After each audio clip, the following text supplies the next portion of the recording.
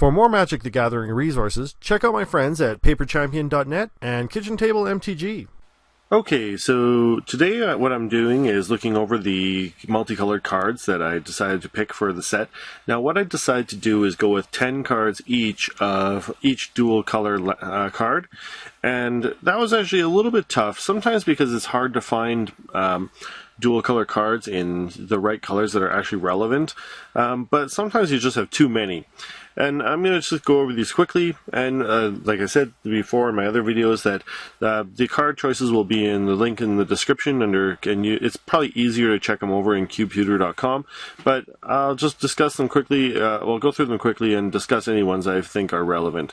I tried to have preference towards like the charms, because I think the molded cards are pretty nice, and I tried to give like a good assortment of creatures and spells and stuff like that would make it worthwhile to actually play that color combination. I want players to kind of fight and agonize over different cards, and want to choose everything. So anyways, let's see how we did. So I've got Rakdos Charm, Carnage Gladiator, Showstopper. I'm trying to encourage interaction as well. So Terminate, Murderous Redcap, Rakdos Shred Freak. Murderous Redcap's actually really good, but it also fits with the Graveyard Recursion theme. Okay, Toil and Trouble. Okay, so target player draws 2 cards and loses 2 life. Trouble deals damage to target player equal to the number of cards in that player's hands, so it could be good. Hellhole Flailer. This again fits with the +1/+1 counters. Skullrend, Rixmati Guildmage. Okay, the Rixmati Guildmage is actually pretty good because it has an ability that you can use to maybe bargain with other players. So, for instance, like target blocking creature gets -1/-1. You can do that like during your opponent's turns, like when they're fighting with someone else, and kind of sway the battlefield that way. Okay, so going to the Simic ones is Simic Charm, Bred for the Hunt, Skyrider Elf. Okay. Winged Coatl. Okay, like a 2/2 for 3 is already pretty good with flying, and then also Death Touch is pretty nice. Ice Feather Aven. Okay, I think I already had Bred for the Hunt. I might have to. Yeah, I did. That's a copy, so I might have to do an extra. Okay, Crassus Incubation, Leaf Drake Root.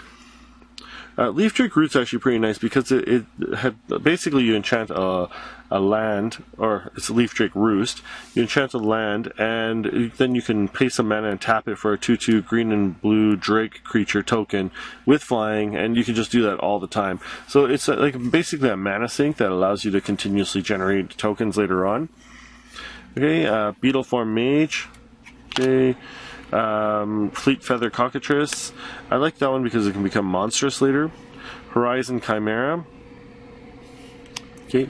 In red and green, I have Manamorphose. Okay. Gruul Charm. Skarg Guildmage. Gruul Warchant. Curd Ape. Now, Curd Ape was in the cube already under the red cards, and if you look at the cube list, red looks like it has a few extra cards, but it's because Curd Ape is actually considered, like for me, to be a Gruul card, like a red-green card, because you can't really take advantage of it unless you're playing green as well. Okay, Ancient Grudge is actually the exact same thing. I want the deck to be pretty artifact heavy, so things like Ancient Grudge will actually be relevant. Okay, and Bloodbraid Elf, Burning Tree Emissary, Vengeful Rebirth. Okay, so returning a target card from your graveyard. Zerta Druid is actually pretty nice. You can repeatedly ping your opponents with it and get mana at the same time. Okay, so in the Boros colors, so red and white, is Highspire Mantis, Warflare, Truefire Paladin, Sunhome Guildmage. Again, they all have like relevant abilities that you can use like over and over again generally. A 1/2 Double Striker is actually pretty good because you can pump them up later. Thundersong Trumpeter. Okay, and that's actually a really good one. So target creature can't attack or block this turn. It's pretty good. Sky Knight Legionnaire, Boros Charm, Veteran Motorist, Gleam of Battle. Okay. And then Orzhov colors, this is generally focusing around taxing. So Orzhov Charm, Tithe Drinker with Extort and Lifelink. Lingering Souls, again, it shows up in white, but it's actually, in order to use its flashback ability, you have to pretty much be running the black color as well. So I consider this to be an Orzhov card. Tidehollow Sculler is just great for basically a form of control. Mortify for removal. Okay, Restoration Gearsmith. Drana's Emissary, Vizkopa Guildmage, okay, Zealous Persecution. Vizkopa Guildmage can actually swing the game around as well. So target creature gains lifelink until end of turn. Whenever you gain life this turn, each opponent loses that much life. So, like, that could actually be really relevant depending on your how you're playing. In white there's a lot of lifelink cards, but also you could save your opponent, for instance, and use this card to like barter. You know, say I'll save you now if you do something for me later, and blah blah blah. All right. So, anyways, Zealous Persecution, Profit and Loss. Okay. Going into the Dimir colors, you have Death Cult Rogue. There's actually a lot of rogues in the deck, and things that are relevant to rogues, like Una's, what's that one? Una's, I can't think of it right now, but there's one that basically every rogue comes into the play with a +1/+1 counter on it. So I thought that was okay. Extract from Darkness is kind of a mill card, but this one's actually pretty sweet that everybody mills to and then put a creature card from any graveyard onto the battlefield under your control. Contraband Kingpin. Okay. Now, Psychotog is one that I'm not sure about. It's a really, really good card, but it's maybe too powerful. Like, Cookie Face is like maybe, you know, too game breaking to put in here, but we'll have to see. Baleful Strix is also a very, very strong card. So flying, Death Touch, a 1/1, and also draws a card. You know, that's a very powerful card as well. So we'll see how, maybe Dimir might be too strong because of these. Tidehollow Strix, so 2/1 flying, Death Touch again, but it doesn't draw you a card. That's like another Baleful Strix. Okay, Rise and Fall. Now, Rise and Fall basically counts technically towards both of these color sets, but I still liked it because it has return target creature card from a graveyard in play to their owner's hand in a graveyard, and target creature in play to their owner's hand. Yeah, so it's like a bounce and also graveyard recursion. And then on the other side, target player reveals 2 cards at random for his or her hand, then discards each non-land card revealed this way. So that's not as relevant, but it's still pretty good. Okay, Siren of the Silent Song, Dimir Charm. Okay, Jurabai Murklurker. Again, this shows up as just this one just shows up as just a blue card, but in order to use its abilities, you need to be playing black. So technically, it's a Dimir card. Seeds of Strength. So we're getting to Selesnya now. So green and white. Just put counters on everything, or not count. Just give to pump everything up. Selesnya Evangel. Quisali Pride Mage. Okay, mainly because destroying target artifact is very powerful. Woodvine Elemental. Sundering Growth, again, destroying artifacts and populating is very strong. Dryad Militant. Armadillo's Cloak is extremely powerful.